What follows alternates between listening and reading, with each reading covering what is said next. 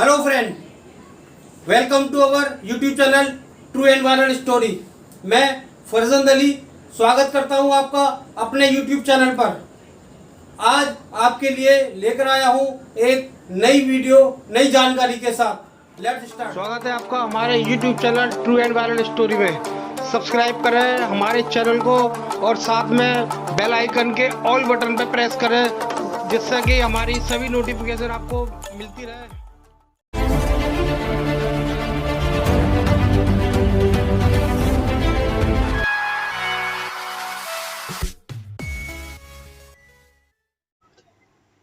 Hello friends, welcome to our channel true and viral story.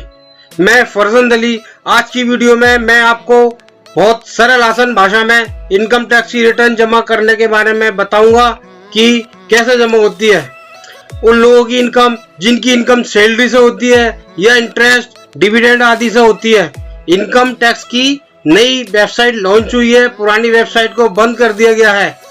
आपको सबसे पहले incometax.gov.in पर जाना है। इस तरह ये वेबसाइट खुलेगी। इसके पोर्टल में सभी चीज आपको दिखाई दी जा रही है। इसमें सबसे पहले आपको रजिस्ट्रेशन करना है। रजिस्ट्रेशन के लिए मैं एक अलग से वीडियो बनाऊंगा आपके लिए। ये उनके लिए है जिनका ऑलरेडी रजिस्ट्रेशन हो रखा है। ये आपको ऊपर लिखा हुआ दिख रहा है लॉगिन, तो यहां पर लॉगिन करेंगे। लॉगिन करने के बाद फिर यहां पर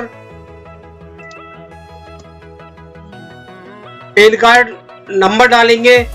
लॉगिन आईडी हमेशा पैन कार्ड होती है। इसके बाद फिर कंटिन्यू करेंगे।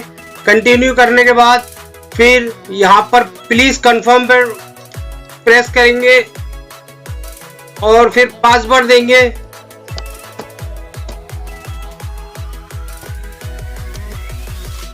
और पासवर्ड देने के बाद फिर कंटिन्यू पर प्रेस करेंगे। कंटिन्यू पर करने के बाद ये हमारी लॉगिन हो जाएगी। ये इस तरह से लॉगिन होगी। तो यहां पर हमको ये अपडेट नहीं करना अभी। अगर कोई किसी को किसी में अपडेट करना है तो उसको अपडेट करें, वरना इसको स्किप कर दो।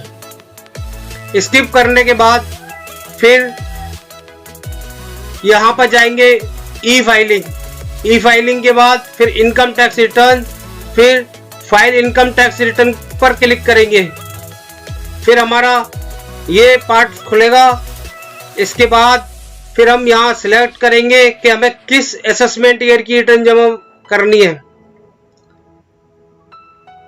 यहां पर जैसे हमें इस बार अभी 2021 एंड 22 की रिटर्न जमा करनी है, तो हमने ये सिलेक्ट कर लिया। फिर इसके बाद कंटिन्यू पर क्लिक करेंगे। कंटिन्यू पर क्लिक करने के बाद फिर ये ऑनलाइन और ऑफलाइन दो ऑप्शन है। फिलहाल हम अभी ऑनलाइन रिटर्न जमा करेंगे, तो इसलिए हम ऑनलाइन को सिलेक्ट करेंगे। ऑनलाइन को सिलेक्ट करके फिर हम प्रोसीड पर क्लिक करेंगे। प्रोसीड पर क्लिक करने के बाद फिर ये इस तरह आ जाएगा।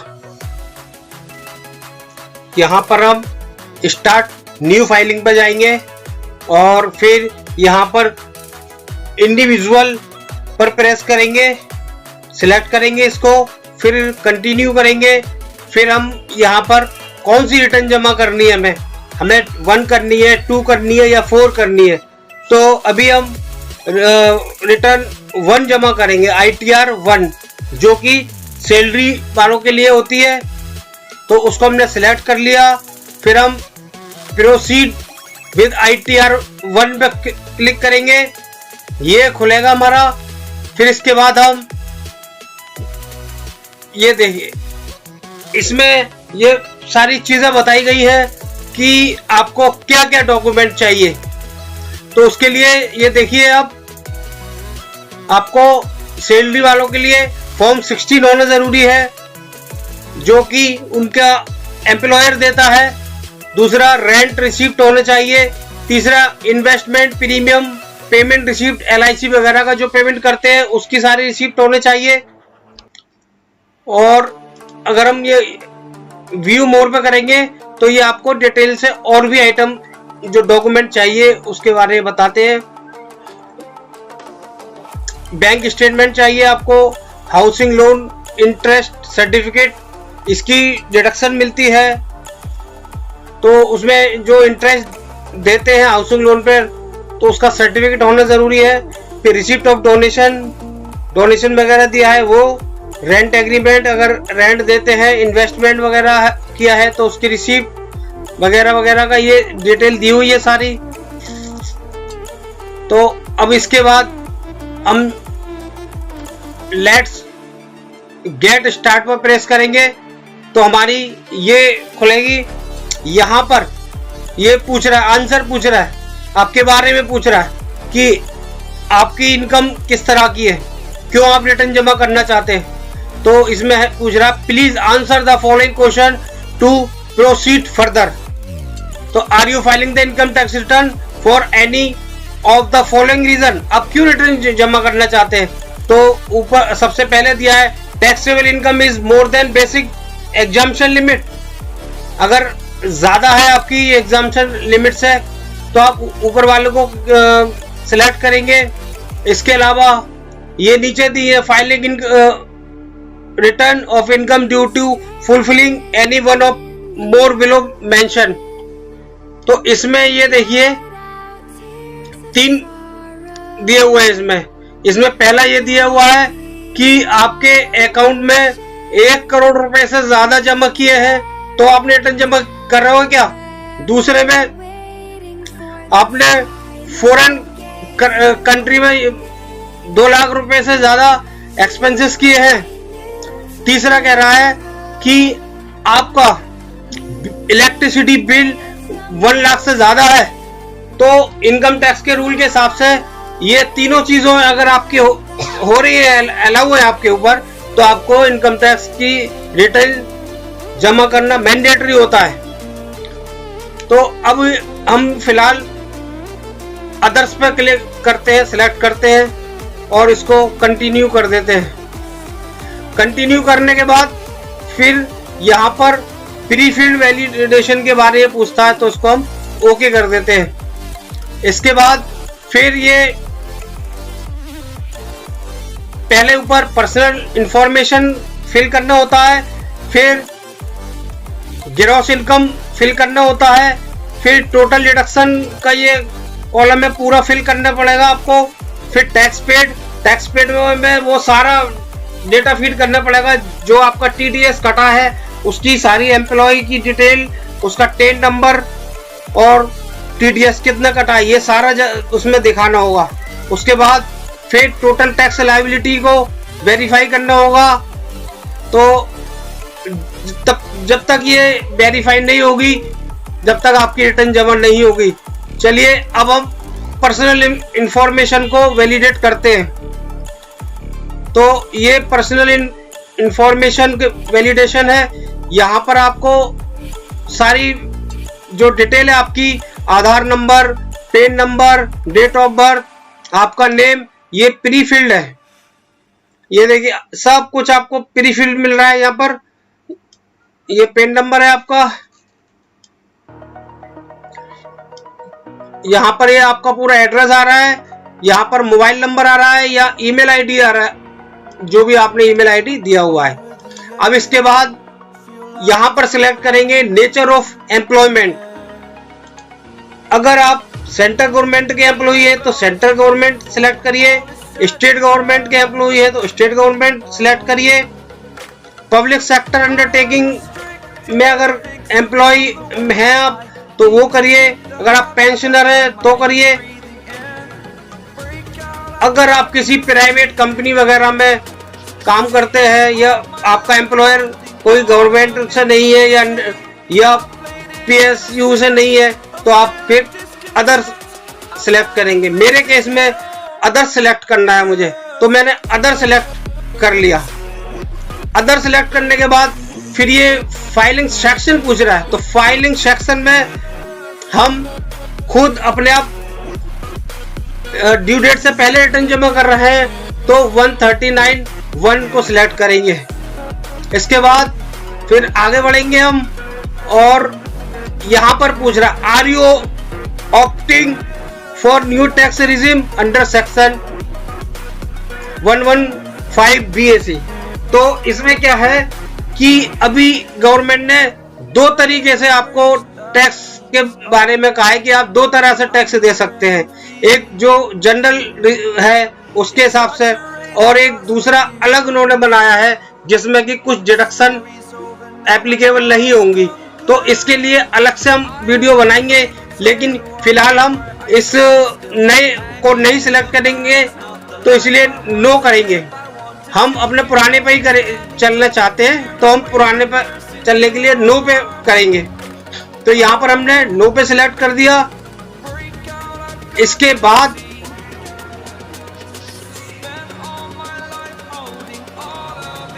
फिर ये बैंक डिटेल पूछता है, तो इसमें बैंक अकाउंट को प्रीफिल करना पड़ता है, और इसमें बैंक के अकाउंट में आपको मोबाइल नंबर और ईमेल आईडी दे करके फिल करना पड़ता है, तो उसको ऐड करना पड़ता है। अगर ये ऐड नहीं हो रही है तो यहाँ पर ऐड का दिया हुआ है, यहाँ ऐड करेंगे तो यह कंटिन्यू पे करेंगे, तो ये अदर उसमें जा करके फिर ये बैंक का अकाउंट फिल करना पड़ेगा। अभी हम फिलहाल यहाँ पर इसको वैलिडेट करते हैं, तो हमने इसको बैंक को वैलिडेट कर दिया। बैंक को रीवैलिडेट करने के लिए यहाँ पर बैंक अकाउंट नंबर डाला जाएगा, यहाँ पर फिर दोबारा से कंफर्म करिए बैंक अकाउंट नंबर। यहाँ पर टाइप ऑफ अकाउंट, आपका अकाउंट किस टाइप का है, सेविंग अकाउंट है, करंट अकाउंट है, कौन सा अकाउंट है। तो जैसे सेविंग अकाउंट है तो सेविंग का सिलेक्ट होगा। फिर प्राइमरी अकाउंट है, सिंगल है या जॉइंट है, तो जैसा सिंगल है तो सिंगल डाल देंगे।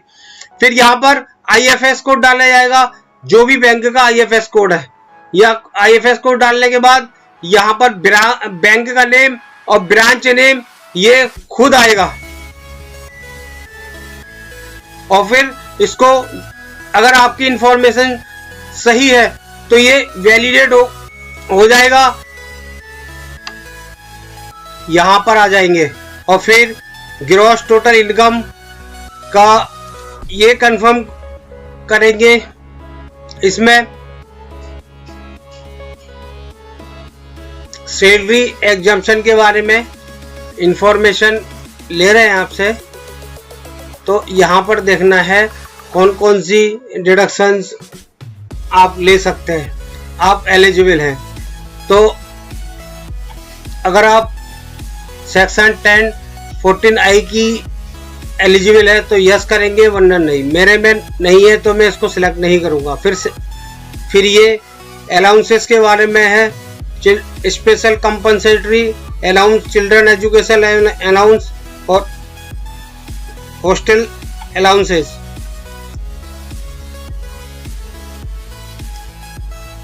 फिर यह है हाउस रेंट अलाउंसेस, जिन लोगों का रेंट जाता है उनको डिडक्शन मिलती है, तो उसके लिए यहाँ पर क्लिक करेंगे, फिर यहाँ अमाउंट भरेंगे, और फिर इसके बाद फिर ट्रेवल लीव ट्रेवल अलाउंसेज है, इसको फिल करेंगे अगर है तो।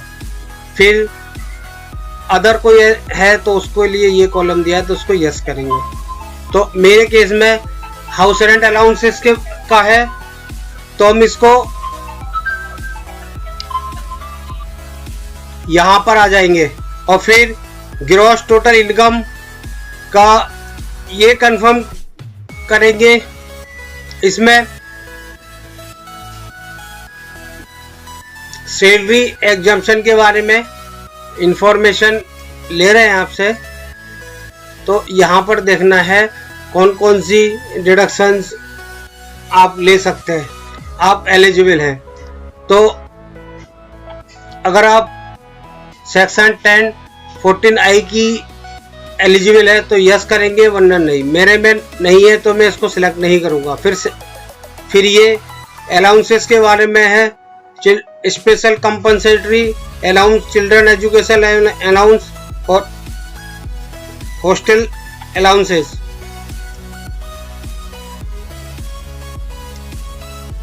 फिर यह है हाउस रेंट अलाउंसेस, जिन लोगों का रेंट जाता है उनको डिडक्शन मिलती है, तो उसके लिए यहाँ पर क्लिक करेंगे, फिर यहाँ अमाउंट भरेंगे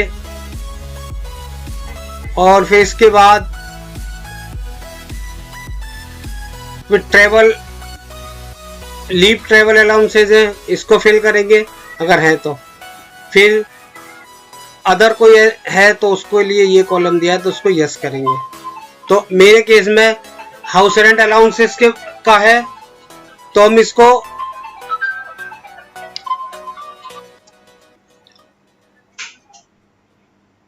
फिर इसको कंटिन्यू करते हैं।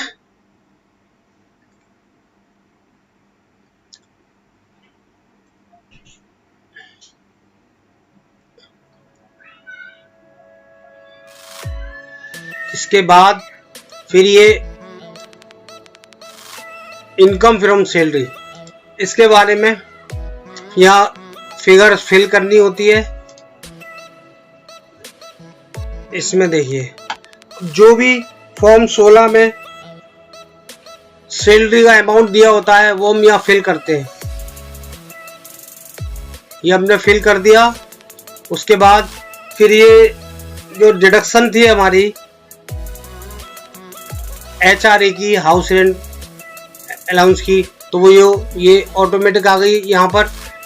तो उसमें से house rent amount automatic deduct हो जाएगा। फिर ये हमारा अमाउंट यहाँ पर आ जाएगा, वो लेस करके। फिर एक डिडक्शन अंडर सेक्शन 16 IBM की मिलती है 50,000, वो ऑटोमेटिक सिस्टम इसको डिडक्ट कर रहा है।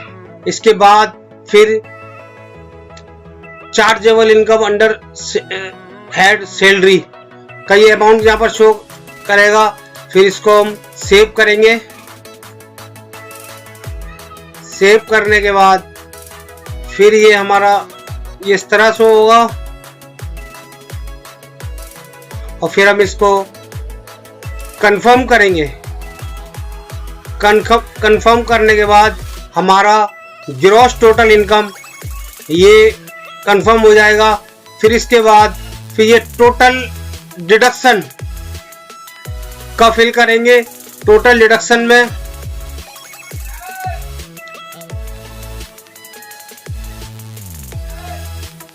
ये सिलेक्ट करना है, are you eligible to claim any deduction for donation paid. अगर आपने डोनेशन दिया है तो यस करिए, नहीं दिया तो कोई बात नहीं, तो ऐसे ही छोड़ दीजिए। फिर इसके बाद ये डिडक्शन है जो scientific research and rural development के लिए खर्च होते हैं, दिए जाते हैं, तो है तो यस वरना नो। तो मेरे केस में नहीं है। फिर are you eligible to claim deduction under section 80G। 80G जो होता है वो रेंट के बारे में होता है। कोई रेंट देता है तो उसका यहाँ डिडक्शन मिलता है। तो इसके बाद फिर ये आ जाता है सेक्शन 80C। सेक्शन 80C में बहुत सारे चीजें होती है जिसकी डिडक्शन मिलती है, जैसे आपका प्रोविडेंट फंड कटा है, वो लाइफ इंश्योरेंस की प्रीमियम जाती है, वो या स्कूल की फीस की ट्यूशन फीस जाती है, वो या EMI जोड़ी जाती है, वो सब मिला करके ये इसकी मैक्सिमम डिडक्शन 1,50,000 होती है। भले से ही आपकी इनकम ये आपका डिडक्शन जो आपने जो खर्च किए हैं वो आपके भले से ही 1,50,000 से ज़्यादा हो, लेकिन मैक्सिमम डिडक्शन सेक्शन 80C में सिर्फ 1,50,000 की होती है। मेरे केस में इनकी इनकम 2 लाख रुपए करीब थी, लेकिन इनको मैक्सिमम डिडक्शन 1,50,000 का ही दिया जाएगा। उसके बाद और भी अदर सेक्शन दी हुई है जिसमें अगर आप आते हैं तो यस, नहीं तो नो। मेरे केस में ये सब नो है, जैसे contribution to pension scheme of central government by employer. तो नहीं है तो छोड़ देंगे इसको। ऐसी इसी तरह से दी हुई है, तो इनको देखेंगे। अगर आप एलिजिबल हैं तो इसको यस करेंगे, नहीं है तो छोड़ देंगे ऐसी। फिर है are you eligible to claim any other deduction, तो इसमें देखिए अगर इसमें भी है आप तो इसको फिल कर लीजिए, या क्लिक करेंगे तो यह अमाउंट भर दिया जाएगा। तो मेरे केस में नहीं है, एलिजिबल नहीं है, तो मैंने सेलेक्ट नहीं किया है। अब ये contribution to pension scheme of central government, ये या contribution to pension scheme of central government, इसमें या 80DD maintenance including medical treatment of a dependent who is a person with disability, इस तरह की ये है डिडक्शंस। अगर इसमें एलिजिबल है आप तो इसको क्लिक करेंगे, अदरवाइज छोड़ देंगे। तो मेरे केस में इसको मुझे छोड़ना है। इसके बाद फिर हम कंटिन्यू पे क्लिक करेंगे।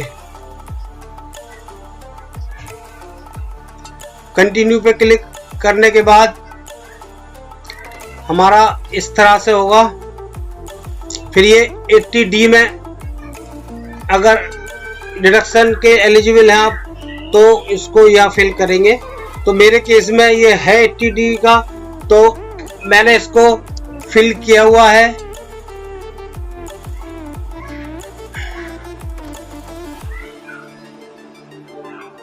तो इसके लिए फिर ये अलग से कॉलम दिए हुए हैं। तो वेदर यू और any of your family member including in senior citizen, तो आप है तो यस करिए, नहीं है तो नो करिए।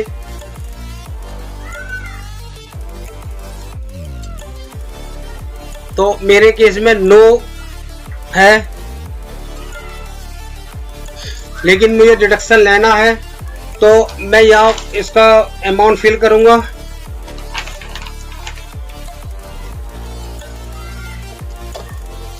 ये अमाउंट फिल करने के बाद इसको सेव कर देंगे।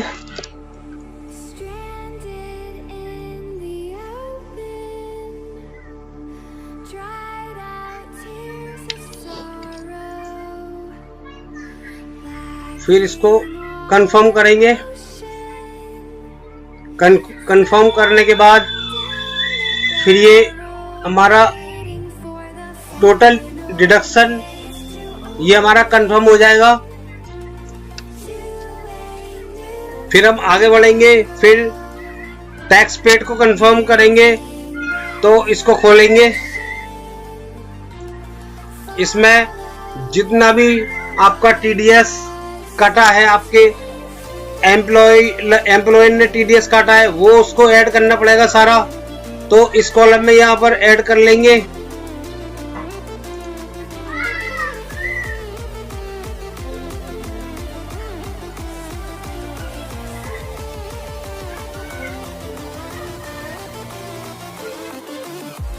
ये ऐड का बटन यहाँ पर, यहाँ ऐड पे क्लिक करेंगे तो इस तरह से ये कॉलम आएंगे। यहाँ पर 10 नंबर देना है, यहाँ पर नेम देना है, नेम ऑफ डिडक्टर, यानी डिडक्टर मीन्स आपका जो एम्प्लॉयर है उनका नेम देना है यहाँ पर, और यहाँ पर टोटल सैलरी कितनी है वो देनी है, और नीचे यहाँ कॉलम में कितना टीडीएस काटा है उन्होंने आपका वो करके, और यहाँ पर ऐड का बटन क्लिक करेंगे तो ये आपका इस तरह से ऐड हो जाएगा जैसे मैंने ऐड किया है ऊपर। और अगर टीडीएस कटा है आपका other than salary, other than salary means जैसे आपके इंटरेस्ट पे टीडीएस कटा है या किसी और ने टीडीएस काटा है आपका, ये तो वो उसकी डिटेल यहाँ पर ऐड होगी। ये करके यहाँ ऐड करेंगे, यहाँ पर उनका 10 नंबर डालेंगे, यहाँ पर उसका नेम डालेंगे, यहाँ पर कितने अमाउंट पर टीडीएस काटा है उन्होंने वो, और यहाँ पर कितना टीडीएस काटा है वो, और यहाँ पर कितना क्लेम करना है, तो आप तो सारा का सारा डाल दीजिए यहाँ पर, जो भी कटा है आपका, और उसको ऐड कर दीजिए। ऐड करेंगे तो यहाँ ऐड हो जाएगा, क्योंकि मेरे केस में नहीं है तो इसलिए ऐड नहीं हो रहा है। इसके अलावा अगर कोई TCS है डिडक्ट हुआ है तो उसकी यहाँ डिटेल आ जाएगी। और इसके अलावा अगर आपने कोई टैक्स खुद जमा किया है या एडवांस टैक्स जमा किया है या अभी बाद में कंप्यूटेशन करने के बाद कोई टैक्स जमा किया है, तो वो इस कॉलम में ऐड होगा। यहाँ करेंगे, फिर ऐड करेंगे। ऐड करने के बाद यहाँ पर BSR कोड दिया जाएगा, बैंक का BSR कोड होता है। यहाँ पर चालान नंबर दिया जाता है, चालान सीरियल नंबर। यहाँ पर चालान की डेट दी जाती है कि यहाँ पर उस चालान की डेट क्या है, तो इसका आप ध्यान रखिएगा। अगर ये कोई भी आपने कहीं पर मिसमैच कर दिया तो फिर आपको वो टैक्स का क्रेडिट नहीं मिलेगा और आपके पास डिमांड नोट आ जाएगी कि आपको ये टैक्स जमा करना है। तो इसलिए प्लीज़ इसको सभी डिटेल को आपको अच्छी तरह से जमा देखकर फिल करनी है, BRS कोड भी और डेट भी और चालान नंबर भी। उसके बाद फिर हम इसको ऐड करेंगे तो वो हमारा यहाँ पर ऐड हो जाएगा, टोटल टैक्स पेड में ऐड हो जाएगा। तो फिर ये टोटल शो करेगा कि भाई टोटल आपका इस तरह से इतना जमा हो गया, जिसमें TDS इतना है और आपने टैक्स इतना जमा किया है। तो इसके बाद इसको कंफर्म करेंगे, ये हमारा कंफर्म हो जाएगा। तो फिर इसके बाद टैक्स लायबिलिटी का को कंफर्म करेंगे। तो ये आपका टैक्स लायबिलिटी का कॉलम आ जाएगा आपका पूरा। यहाँ पर ग्रॉस इनकम शो करेगी, फिर यहाँ पर कितना टैक्स जमा हुआ है, डिडक्शन कितनी हुई है वो, और यहाँ पर टोटल इनकम आपकी कितनी है ये शो करेगा। उसके बाद आपका कंप्यूटेशन ऑफ टैक्स, तो आपकी टोटल इनकम पर टैक्स कितना बैठ रहा है, तो वो अमाउंट शो करेगा ये अपने आप, ऑटो कैलकुलेशन होगा ये। अब मेरे केस में ये शो कर रहा है 2,57,583, इतना आपका इनका टैक्स बन रहा है। इनमें डिबेट इनको मिलेगी नहीं अंडर सेक्शन 87A की। अंडर सेक्शन 87A की डिडक्शन उनको मिलती है जिनकी इनकम 5 लाख से कम होती है, तो उनको 12,500 रुपये का डिडक्शन मिलता है मैक्सिमम। इसके बाद फिर टोटल पेएबल आफ्टर रिबेट, तो ये रिबेट हो गई। रिबेट के बाद इनका ये टैक्स हो गया। फिर इसके बाद फिर 4% हेल्थ एंड एजुकेशन सेस लगाया जाता है, तो वो ऑटोमेटिक यहाँ पर आ जाएगा। उसके बाद फिर टोटल टैक्स एंड सेस, ये टोटल अमाउंट आपका शो करेगा यहाँ पर ऑटोमेटिक कि कितना टैक्स पेएबल है। इसके बाद फिर ये रिलीफ अंडर सेक्शन 89 की है, तो मेरे केस में नहीं है तो हम इसको छोड़ देंगे। फिर बैलेंस टैक्स आफ्टर रिलीफ का कॉलम है ये ऑटोमेटिक आएगा।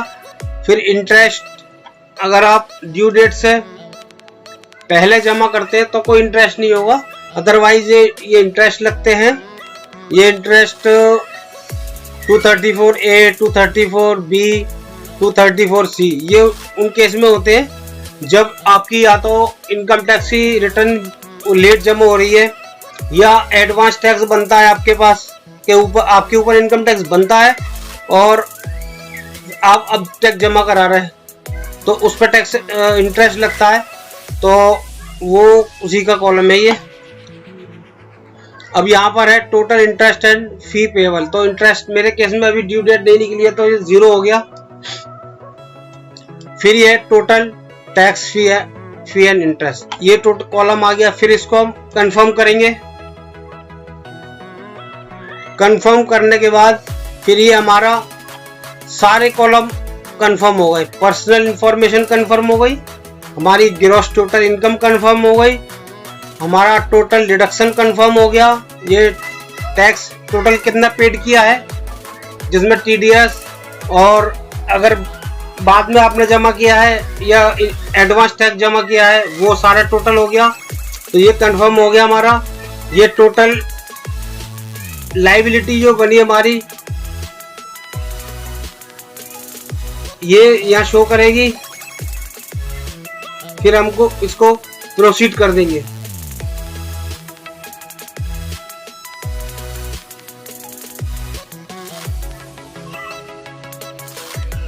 अब देखिए यहाँ पर you are eligible for a refund 0, तो हमारा यहाँ पर कोई भी रिफंड नहीं बन रहा है, इसलिए हम यहाँ पर रिफंड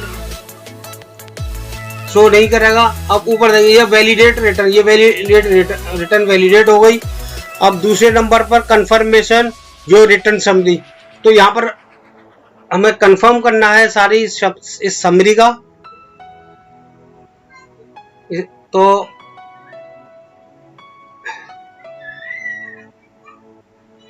इसको आगे बढ़ेंगे, फिर प्रीव्यू रिटर्न में जाएंगे।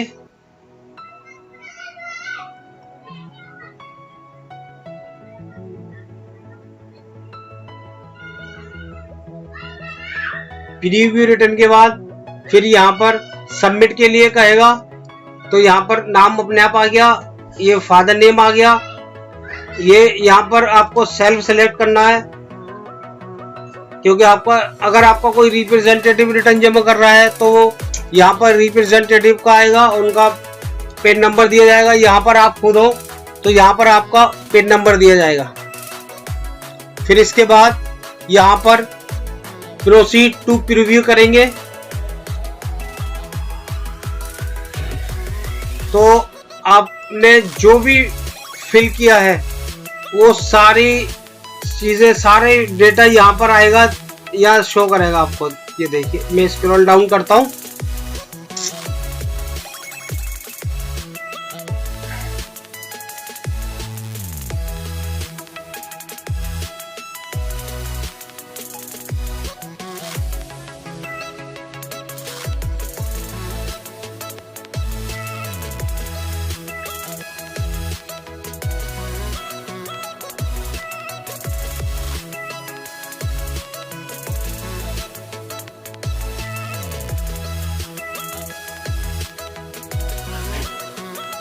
अब यहाँ पर प्रोसीड टू वैलिडेशन करेंगे। तो प्रोसीड टू वैलिडेशन करने के बाद फिर आपकी रिटर्न जमा हो जाएगी। उसके बाद फिर आपको वहां से फॉर्म वी डाउनलोड करना है। तो या फिर अगर आपको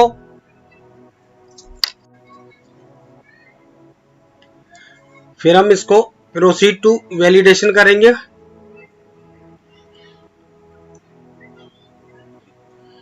तो हमारा वैलिडेशन सक्सेसफुली आ जाएगा इस तरह से। फिर हम प्रोसीड टू वेरिफिकेशन करेंगे। तो वेरिफिकेशन में फिर हमारे पास 3 ऑप्शन आएंगे कि हम किस तरह से वेरिफिकेशन करेंगे इसका, वो देखते हैं। आपकी सभी जो कॉलम है उनका वैलिडेशन होने के बाद आपको ऑप्शन मिलेगा फिर वेरीफाई करने का। आपको ये वेरीफाई भी करनी है, तो इसके लिए 2 ऑप्शन होते हैं, एक ई वेरीफाई और एक मैनुअल।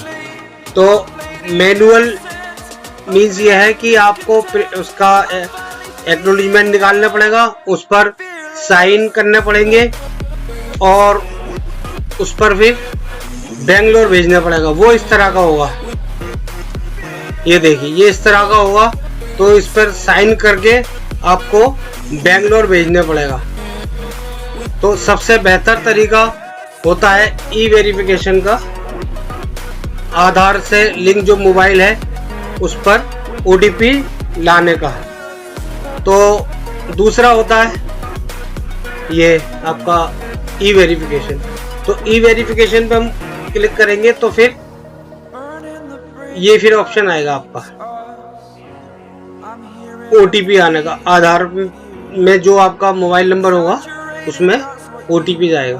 तो उसके बाद फिर हम ये सिलेक्ट करने के बाद फिर ये कंटिन्यू करेंगे और कंटिन्यू करने के बाद फिर ये होगा I agree to validate my Aadhaar detail.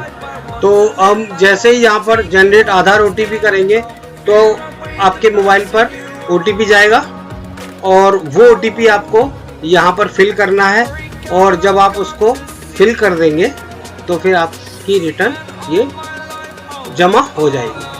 तो ये सारा प्रोसेस मैंने बहुत डिटेल से आपको समझाया और इसी वजह से इसकी वीडियो भी काफ़ी लंबी बनी है। तो आई होप मेरी ये वीडियो आप सभी को पसंद आई होगी और आप मेरे चैनल को सब्सक्राइब करिए और साथ में बेल आइकन को प्रेस करिए जिससे कि मेरी जितनी भी नई वीडियोस आएँ उसकी वेरिफिकेशन आपको मिलती रहे, नोटिफिकेशन जितनी भी आएंगी वो सब आपको मिलती रहे। आज की वीडियो में बस इतना ही। अब आगे मिलेंगे आपसे एक नई वीडियो के साथ। जय हिंद। आई होप ये वीडियो आपको पसंद आई होगी। अगर ये वीडियो आपको पसंद आई है तो हमारे चैनल को सब्सक्राइब करें और वीडियो को लाइक करें।